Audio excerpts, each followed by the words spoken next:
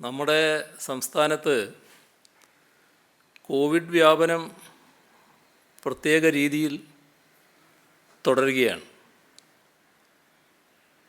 ഇന്ന് 6324 പേർക്കാണ്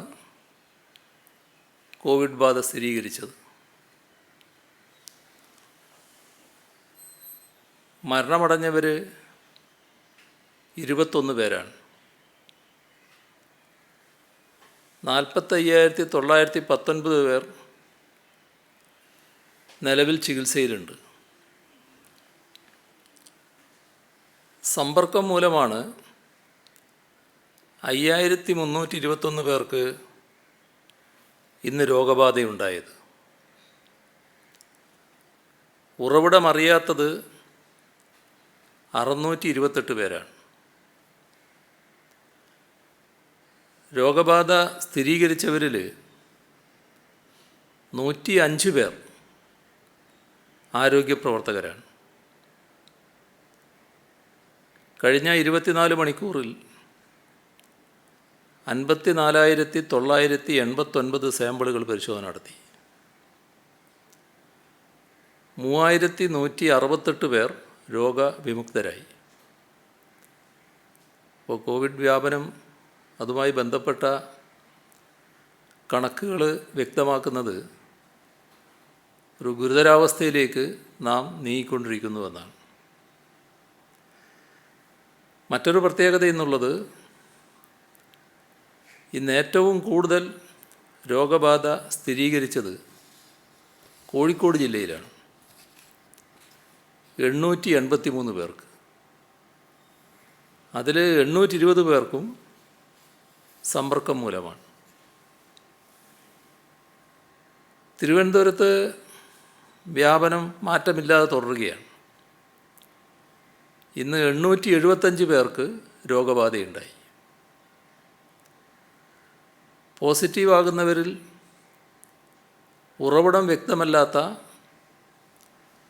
100 മേൽ ആളുകൾ ഓരോ ദിവസവും ഉണ്ട്. ഇന്നലെ മാത്രം 60 വയസ്സിന് മുകളിൽ പ്രായമുള്ള 118 പേർക്കാണ് കോവിഡ് ബാധിച്ചത്. 15 വയസ്സിന് താഴെ പ്രായമുള്ള 78 കുട്ടികൾക്കും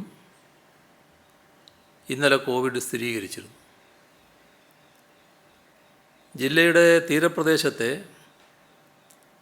ഇന്നലെ അർദ്ധരാത്രി മുതൽ കണ്ടെയ്ൻമെൻറ്റ് സോണിൽ നിന്ന് ഒഴിവാക്കിയിട്ടുണ്ട്. എന്നാൽ കൂടുതൽ രോഗികളുള്ള മേഖലകളെ മൈക്രോ കണ്ടെയ്ൻമെൻറ്റ് സോണായി നിലനിർത്തിയിട്ടുണ്ട്. കൊല്ലം ജില്ലയിൽ കോവിഡ് ബാധിതരുടെ എണ്ണം ഇന്നലെ ആദ്യമായി 500 കടന്നു. ഇന്ന് 440 ആണ്. പത്തനംതിട്ട ജില്ലയിലെ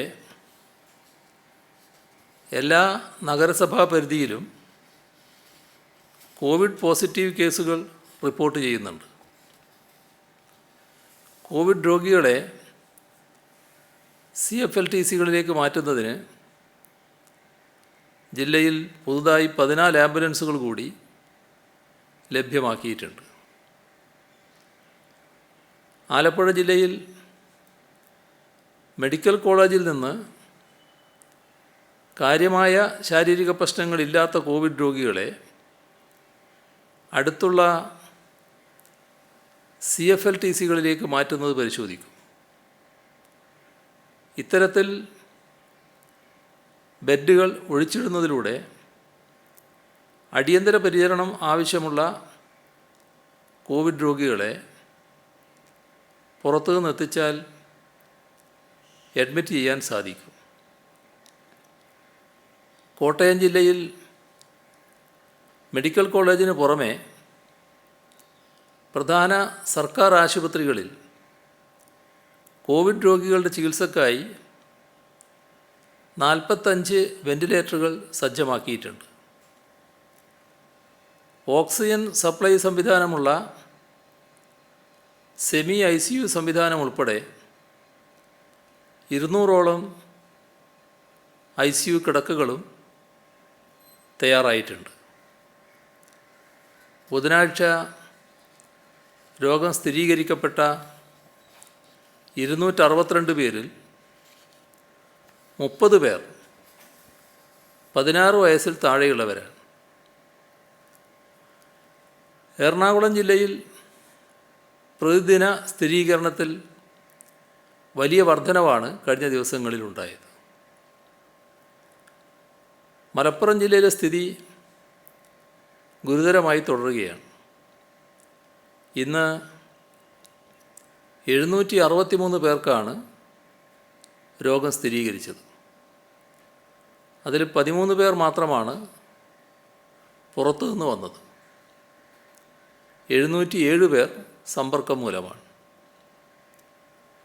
കണ്ണൂർ ജില്ലയിൽ കോവിഡ് പോസിറ്റീവ് രോഗികളുടെ ഹോം ഐസൊലേഷന് മികച്ച പ്രതികരണമാണ് ലഭിക്കുന്നത്. ആക്റ്റീവ് പോസിറ്റീവ് കേസുകളിൽ 1966 പേർ വീടുകളിലാണ് ചികിത്സയിൽ കഴിയുന്നത്. ബാക്കി 929 പേരാണ് വിവിധ ആശുപത്രികളിലും CFLTCകളിലുമായി ചികിത്സയിലുള്ളത്. കാസർഗോഡ് ജില്ലയിൽ ഈ മാസം 1 മുതൽ 23 വരെയായി 3705 പേർക്കാണ് രോഗം സ്ഥിരീകരിച്ചത്. ഇതുവരെ രോഗം സ്ഥിരീകരിച്ചവരുടെ 41.87%. ജില്ലയിലെ റേഷൻ കടകളുടെ പ്രവർത്തനം, ഇതിൻ്റെ സമയം ഒക്ടോബർ 1 മുതൽ രാവിലെ 9 മണി മുതൽ ഉച്ചയ്ക്ക് 1 മണി വരെ, ഉച്ചയ്ക്ക് ശേഷം 3 മണി മുതൽ വൈകുന്നേരം 7 മണി വരെയുമാക്കും. ഇന്ന് കോവിഡ് പരിശോധനയ്ക്ക് പേരും മേൽവിലാസവും വ്യാജമായി നൽകിയതിന്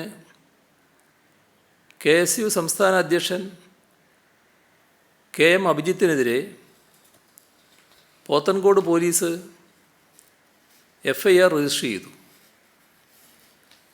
ഇന്ത്യൻ ശിക്ഷാ നിയമം 419 വകുപ്പ്, Kerala epidemic disease ordinance 2020 42B, 42A, 5 എന്നിവ പ്രകാരമാണ് കേസെടുത്തത്.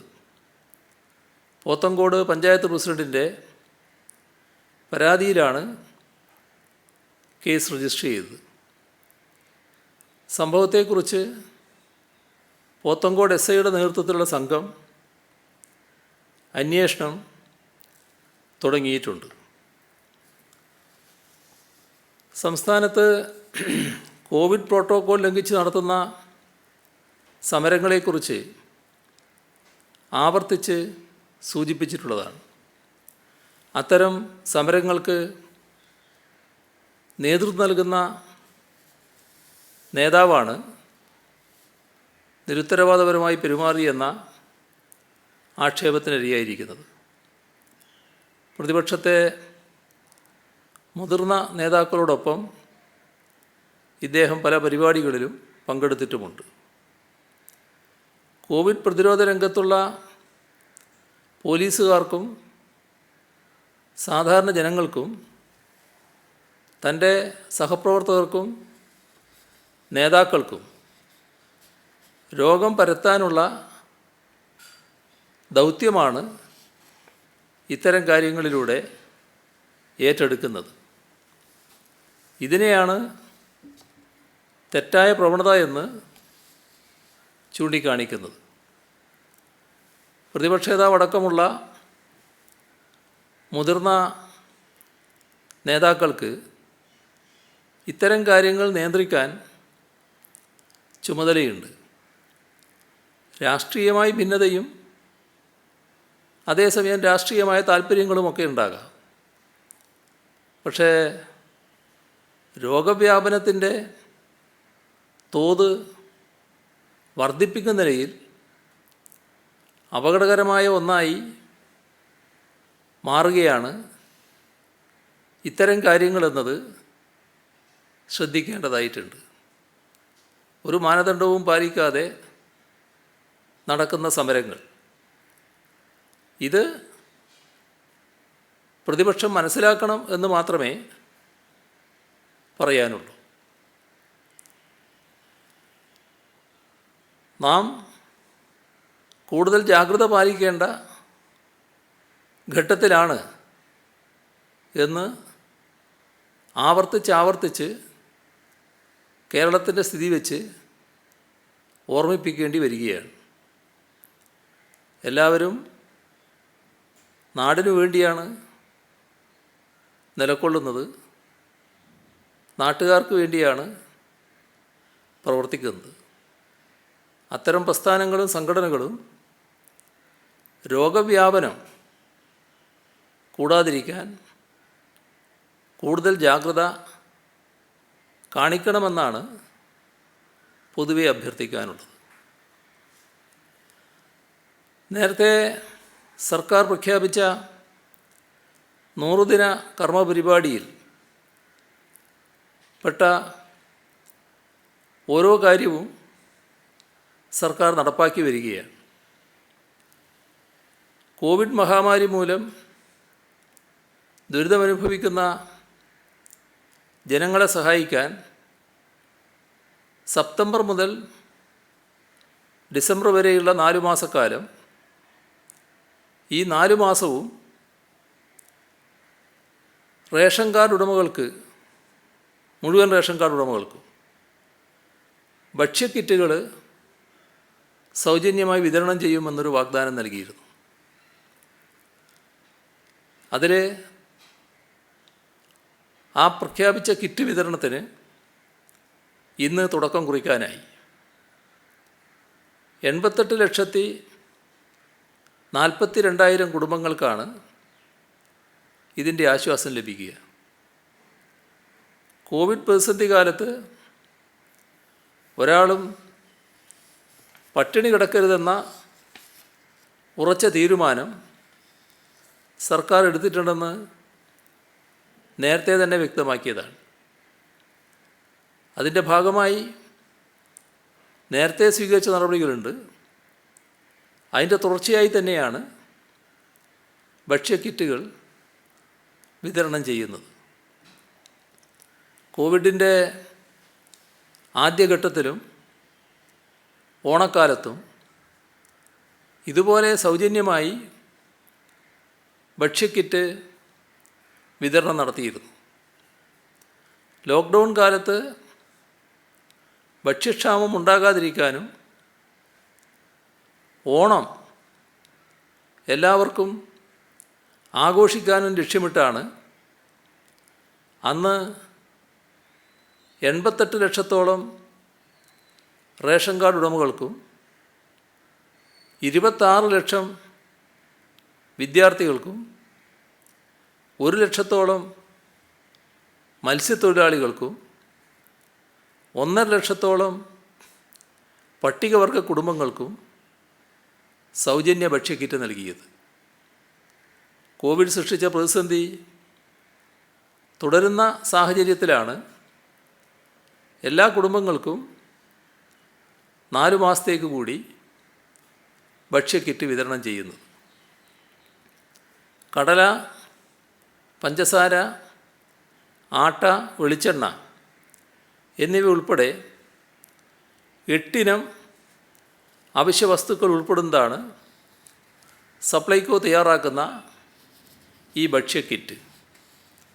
ഇതിനൊപ്പം അരിയും മറ്റ് നിത്യോപയോഗ സാധനങ്ങളും കുറഞ്ഞ വിലയിൽ സപ്ലൈകോ, കൺസ്യൂമർ ഫെഡ്, ഹോർട്ടികോർപ്പ് എന്നീ സ്ഥാപനങ്ങൾ വിതരണം ചെയ്യുന്നുണ്ട്.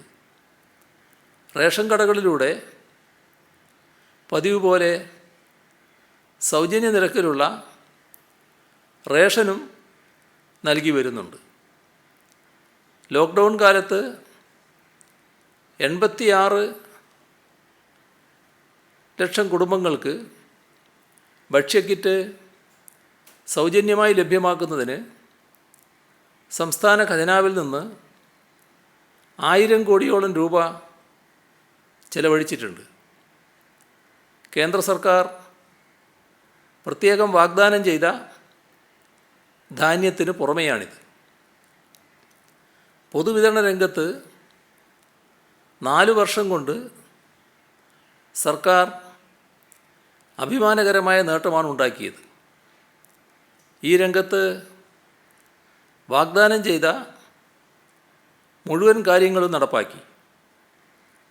മാത്രമല്ല, പ്രകടന പത്രികയിൽ പറയാത്ത പുതിയ പല ജനകീയ പദ്ധതികൾക്കും തുടക്കം കുറിക്കാനും കഴിഞ്ഞു.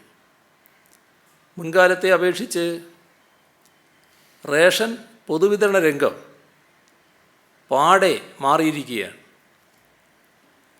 അഴിമതി അവസാനിപ്പിച്ചു. എല്ലാം സുതാര്യമായി നടക്കുന്നു. ജനങ്ങൾക്ക് പരാതിയില്ല. ദേശീയ ഭക്ഷ്യഭദ്രതാ നിയമം 2013 നടപ്പിലാക്കിയെങ്കിലും കേരളത്തിൽ നടപ്പാക്കിയത് ഈ സർക്കാർ വന്ന ശേഷമാണ്. ഇതിൻ്റെ ഭാഗമായി വാതിൽപ്പടി വിതരണം ആരംഭിച്ചു. ഓരോ റേഷൻ കടക്കും അനുവദിക്കുന്ന ഭക്ഷ്യസാധനങ്ങൾ ആ റേഷൻ കടയുടെ മുൻപിലെത്തിക്കുന്ന പരിപാടിയാണ് വാതിൽപ്പടി വിതരണം. വലിയൊരളവിൽ അഴിമതിയും ക്രമക്കേടും ഇതോടെ തന്നെ ഇല്ലാതായി.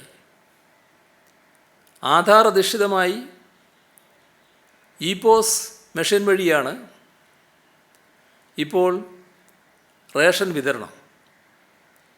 മുഴുവൻ റേഷൻ കടകളും ഇതിനു വേണ്ടി കമ്പ്യൂട്ടറൈസ് ചെയ്തു. റേഷൻ കടകളിൽ ഭക്ഷ്യസാധനങ്ങൾ എത്തുന്ന വിവരവും റേഷൻ വാങ്ങിയാൽ അത് സംബന്ധിച്ച വിവരവും തത്സമയം ഉപഭോക്താക്കളുടെ മൊബൈൽ ഫോണിൽ സന്ദേശമായി നൽകുന്നുണ്ട്. ജനങ്ങളെ സംബന്ധിച്ച് ഏറ്റവും പ്രധാന മാറ്റം ഗുണമേന്മയുള്ള അരിയും മറ്റ് ഭക്ഷ്യസാധനങ്ങളുമാണ് റേഷൻ കടകളിലൂടെ ലഭിക്കുന്നത് എന്നതാണ്. മുൻകാലത്ത് റേഷൻ കടകളിൽ നിന്ന് അകന്നുപോയ ജനങ്ങൾ ഇതോടെ റേഷൻ കടകളിലേക്ക് തിരിച്ചെത്തി. പാവപ്പെട്ടവർ മാത്രമല്ല, ഇടത്തരക്കാരും ഉയർന്ന വരുമാനമുള്ള ഇടത്തരക്കാരും ഇപ്പോൾ കൃത്യമായി റേഷൻ സാധനങ്ങൾ വാങ്ങുന്നുണ്ട്. റേഷൻ വാങ്ങുന്നവരുടെ ശതമാനം ഇപ്പോൾ 92%. ഉപഭോക്താക്കൾക്ക് ഇഷ്ടപ്പെട്ട റേഷൻ കടയിൽ പോയി സാധനം വാങ്ങാനുള്ള പോർട്ടബിലിറ്റി സംവിധാനവും നടപ്പാക്കിയിട്ടുണ്ട്. റേഷൻ വ്യാപാരികൾക്ക് തീരെ തുച്ഛമായ കമ്മീഷനായിരുന്നു കിട്ടിക്കൊണ്ടിരുന്നത്. ഇത് ഈ രംഗത്ത് വലിയ പ്രശ്നമായി നിലനിന്നു. ക്രമക്കേടുകളുടെ പ്രധാന കാരണം ഇതായിരുന്നു. റേഷൻ വ്യാപാരികൾക്ക് മാന്യമായ പ്രതിഫലം ഉറപ്പാക്കി ഈ പ്രശ്നത്തിന് സർക്കാർ പരിഹാരം കണ്ടു. പ്രതിമാസം കുറഞ്ഞത് 18,000 രൂപ ലഭിക്കുന്ന പാക്കേജാണ് നടപ്പാക്കിയത്. സംസ്ഥാനത്തിപ്പോൾ 14,221 റേഷൻ കടകളുണ്ട്. ഈ സർക്കാർ വരുമ്പോൾ റേഷൻ കാർഡ് വിതരണം മുടങ്ങി കിടക്കുകയായിരുന്നു. കാർഡ് ഉടമകളുടെ വിവരങ്ങൾ ഡിജിറ്റൈസ് ചെയ്തുകൊണ്ട് കാർഡ് വിതരണം പൂർത്തിയാക്കി. വീട്ടു നമ്പർ ഇല്ലാത്തവർക്കും വീടില്ലാത്തവർക്കും കാർഡ് നൽകാൻ തീരുമാനിച്ചു. റേഷൻ കാർഡിന് ഓൺലൈനായി അപേക്ഷ നൽകാം. അക്ഷയ സെൻറ്റർ വഴി അപേക്ഷിക്കുന്നവർക്ക് 24 മണിക്കൂറിനകം കാർഡ് നൽകണമെന്നാണ് തീരുമാനം. ഇപ്പോൾ സംസ്ഥാനത്ത് 88,42,000 കാർഡ് ഉടമകളാണുള്ളത്. 8,22,000 കാർഡുകൾ ഈ സർക്കാർ പുതുതായി വിതരണം ചെയ്തു. ഭക്ഷ്യഭദ്രതാ നിയമം അനുശാസിക്കുന്ന രീതിയിൽ പരാതി പരിഹാരത്തിന് സംസ്ഥാന ഭക്ഷ്യ കമ്മീഷൻ നിയോഗിച്ചു. ഇതിൻ്റെ ഭാഗമായി എല്ലാ ജില്ലകളിലും പരാതി പരിഹാര ഓഫീസർമാരായി അഡീഷണൽ ജില്ലാ മജിസ്ട്രേറ്റുമാരെ നിയമിച്ചു. സുതാര്യതാ പോർട്ടൽ വഴി പരാതികൾ ഓൺലൈനായി സമർപ്പിച്ച് പരിഹാരം തേടാൻ കഴിയും. പൊതുവിപണിയിൽ വില നിയന്ത്രിച്ചു നിർത്തുന്നതിന് മുൻ സർക്കാരുകളേക്കാൾ ഉയർന്ന വിഹിതമാണ് സപ്ലൈകോക്ക് അനുവദിക്കുന്നത്. ആദ്യത്തെ 3 വർഷങ്ങളിൽ 200 കോടി രൂപ വീതവും 2019-20 150 കോടി രൂപയുമാണ് വിപണി ഇടപെടൽ നൽകിയത്. പൊതുവിപണിയേക്കാൾ 60% വരെ വിലക്കുറവിലാണ് 14 ഇനം അവശ്യ സാധനങ്ങൾ സപ്ലൈകോ വിതരണം ചെയ്യുന്നത്. പ്രകടന പത്രികയിൽ വാഗ്ദാനം ചെയ്തതനുസരിച്ച് ഈ സാധനങ്ങളുടെ വില വർദ്ധിച്ചിട്ടേയില്ല. ഉദാഹരണത്തിന് ചെറുപയറിന് കിലോഗ്രാമിന് 2016 74 രൂപയാണ് ഇപ്പോഴും വില. എല്ലാ പഞ്ചായത്തുകളിലും സപ്ലൈകോയുടെ ഒരു യൂണിറ്റെങ്കിലും ഉണ്ടെന്ന് ഉറപ്പുവരുത്താൻ സർക്കാർ തീരുമാനിച്ചിട്ടുണ്ട്. മാവേലി ഉൽപ്പന്നങ്ങൾ റേഷൻ കടകൾ വഴിയും വിതരണം ചെയ്യും. സപ്ലൈകോ വിൽപ്പനശാലകളിൽ നിന്നും വീടുകളിൽ സാധനങ്ങൾ ലഭ്യമാക്കുന്ന പരിപാടിയും ആരംഭിക്കാൻ ഉദ്ദേശിക്കുന്നു. ഇതിനുള്ള ഓർഡറുകൾ ഓൺലൈനായി സ്വീകരിക്കും. മുൻഗണനാ വിഭാഗത്തിനുള്ള ഗോതമ്പ് വിഹിതം ആട്ടയാക്കി വിതരണം ചെയ്യാൻ ആലോചിച്ചിട്ടുണ്ട്. സപ്ലൈകോയുടെ മെഡിക്കൽ സ്റ്റോറുകൾ കൂടുതൽ ആരംഭിക്കും. ഗൃഹോപകരണങ്ങൾക്ക് പ്രത്യേക വിൽപ്പനശാലകൾ തുറക്കാനും സപ്ലൈകോ തീരുമാനിച്ചിട്ടുണ്ട്.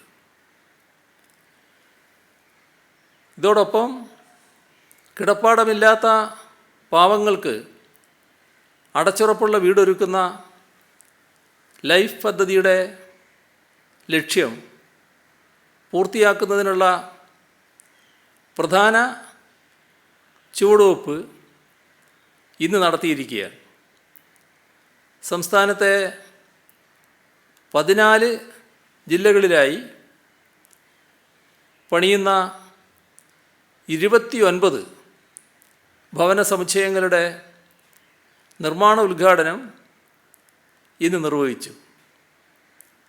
29 ഭവന സമുച്ചയങ്ങളിലായി 1285 കുടുംബങ്ങൾക്കാണ് വീട് ലഭിക്കുക. മൊത്തം 181 കോടി 22 ലക്ഷം രൂപയാണ് ഈ സമുച്ചയങ്ങൾക്ക് ചെലവ് വരിക. ഒരു വർഷം കൊണ്ട് ഇത് പൂർത്തിയാക്കാൻ കഴിയും. ലൈഫിൻ്റെ 3ാം ഘട്ടമായാണ് ഭൂമിയോ വീടോ ഇല്ലാത്തവർക്ക് ഭവന സമുച്ചയങ്ങളിൽ പാർപ്പിടം നൽകുന്നത്. സ്ഥലം വാങ്ങി വീട് വെച്ച് കൊടുക്കാൻ സാധ്യതയുള്ള സ്ഥലങ്ങളിൽ അത് ചെയ്യാനും തീരുമാനിച്ചിട്ടുണ്ട്. 1,35,769 ഗുണഭോക്താക്കളാണ് ഈ വിഭാഗത്തിലുള്ളത്. ഭവന സമുച്ചയങ്ങൾക്ക് 300ഓളം സ്ഥലങ്ങൾ കണ്ടെത്തുകയും 101 നിർമ്മിക്കാൻ തീരുമാനിക്കുകയും ചെയ്തിട്ടുണ്ട്. ഇതിൽ 12 സമുച്ചയങ്ങളുടെ പ്രവൃത്തി പുരോഗമിക്കുകയാണ്. 101 സമുച്ചയങ്ങളും 1 വർഷത്തിനകം പൂർത്തിയാകും. ഭവന നിർമ്മാണ രംഗത്ത് സ്വതന്ത്ര ഇന്ത്യയിൽ നടന്ന ഏറ്റവും വലിയ ഇടപെടലാണ് കേരളത്തിൻ്റെ ലൈഫ്. തലചായ്ക്കാനിടമില്ലാത്ത ഒരു കുടുംബവും കേരളത്തിലുണ്ടാകരുത് എന്ന ദൃഢനിശ്ചയത്തിലാണ് ഈ പദ്ധതി സർക്കാർ ആവിഷ്കരിച്ചത്. ഇതിനകം തന്നെ 2,26,518 വീടുകൾ പൂർത്തിയാക്കി. 1.5 ലക്ഷത്തോളം പേർക്കുള്ള വീടുകളുടെ നിർമ്മാണം വിവിധ ഘട്ടങ്ങളിൽ പുരോഗമിക്കുകയാണ്. സഹകരണ വകുപ്പ് കെയർ ഹോം പദ്ധതിയിലൂടെ 2000-ലേറെ വീടുകൾ നിർമ്മിച്ചു, കൈമാറുകയും ചെയ്തു. പട്ടികജാതി വകുപ്പ് 19,247 വീടുകളും, പട്ടികവർഗ വകുപ്പ് 1,745 വീടുകളും, ഫിഷറീസ് വകുപ്പ് 4,177 വീടുകളും പൂർത്തിയാക്കി. മൊത്തം 8,068 കോടി രൂപയാണ് ഇതുവരെ വീട് നിർമ്മാണത്തിന് വേണ്ടി സർക്കാർ ചെലവഴിച്ചത്. വ്യത്യസ്ത പദ്ധതികളുടെ പ്രയോജനം ഗുണഭോക്താക്കൾക്ക് ലഭിക്കുന്ന രീതിയിലാണ് പദ്ധതി നടപ്പാക്കുന്നത്. ലൈഫിലെ 3 ഘട്ടങ്ങളിലും ഉൾപ്പെടാതെ പോയ നിരവധി പേർ വീടെന്ന സ്വപ്നവുമായി കഴിയുന്നുണ്ട്. അവരുടെ സ്വപ്നവും സഫലമാക്കാനാണ് സർക്കാർ നടപടികൾ സ്വീകരിക്കുന്നത്. അതിനുവേണ്ടിയാണ് ലൈഫ് മിഷൻ അത്തരക്കാർക്ക് വീണ്ടും അപേക്ഷ നൽകാനുള്ള അവസരമൊരുക്കിയത്. തികച്ചും സുതാര്യമായ പ്രക്രിയയിലൂടെ ഗുണഭോക്തൃ പട്ടികയുണ്ടാക്കി അർഹരായ മുഴുവൻ പേർക്കും സർക്കാർ വീട് ലഭ്യമാക്കും. വീടില്ലാത്തവർക്ക് വീടും മെച്ചപ്പെട്ട ജീവിത സാഹചര്യവും ഒരുക്കാൻ സർക്കാർ ആത്മാർത്ഥമായി നടത്തിയ പ്രവർത്തനങ്ങളുടെ ഫലമാണ് ഇവിടെ വിവരിച്ചത്. അധസ്ഥിതരുടെ ക്ഷേമത്തിന് വേണ്ടി സർക്കാർ നടപ്പാക്കുന്ന പരിപാടികളുടെ നേട്ടങ്ങളെ ഇകഴ്ത്തിക്കാണിക്കാനും കരിവാരി തേക്കാനും ചിലർ രംഗത്തുണ്ട് എന്നത് വിസ്മരിക്കുന്നില്ല. ജനങ്ങൾക്ക് വേണ്ടി ചെയ്യുന്ന കാര്യങ്ങൾ അടിസ്ഥാനരഹിതമായ ആരോപണങ്ങളോ അപവാദ പ്രചരണമോ കാരണം സർക്കാർ ഉപേക്ഷിക്കില്ല എന്നാണ് വ്യക്തമാക്കാനുള്ളത്. കോവിഡിന് ശേഷമുള്ള കാലം വ്യവസായ സാധ്യതകൾ പ്രയോജനപ്പെടുത്താൻ ലക്ഷ്യം വെക്കുന്ന മെഡിക്കൽ ഡിവൈസസ് പാർക്കിൻ്റെ നിർമ്മാണത്തിനും ഇന്ന് തുടക്കം കുറിച്ചു. ശ്രീചിത്ര തിരുനാൾ ഇൻസ്റ്റിറ്റ്യൂട്ട് ഫോർ മെഡിക്കൽ സയൻസസിൻ്റെയും സംസ്ഥാന വ്യവസായ വികസന കോർപ്പറേഷൻ്റെയും സംയുക്താഭിമുഖ്യത്തിലാണ് ഈ പദ്ധതി ആരംഭിക്കുന്നത്. തോന്നക്കലിലെ ലൈഫ് സയൻസ് പാർക്കിൽ 9 ഏക്കർ സ്ഥലത്ത് 230 കോടി രൂപ ചെലവിലാണ് മെഡ്സ് പാർക്ക് നിർമ്മിക്കുന്നത്. ഇതിൽ സംസ്ഥാന സർക്കാരിൻ്റെ വിഹിതം 150 കോടി രൂപയാണ്. 80 കോടി രൂപ കേന്ദ്ര സർക്കാർ വിഹിതമാണ്. മെഡിക്കൽ ഗവേഷണം, പുതിയ മെഡിക്കൽ ഉപകരണങ്ങളുടെ വികസിപ്പിക്കൽ, വൈദ്യശാസ്ത്ര ഉപകരണങ്ങളുടെ മൂല്യനിർണ്ണയം തുടങ്ങി വൈദ്യശാസ്ത്ര ഉപകരണ വിപണി ആവശ്യപ്പെടുന്ന എല്ലാവിധ സേവനങ്ങളും ഒരു കുടക്കീഴിൽ ലഭ്യമാക്കുക എന്നതാണ് മെഡ്സ് പാർക്കിലൂടെ ലക്ഷ്യമിടുന്നത്. ഇത്രയും വിവരങ്ങളാണ് ഇന്ന് പങ്കുവെക്കാനുള്ളത്.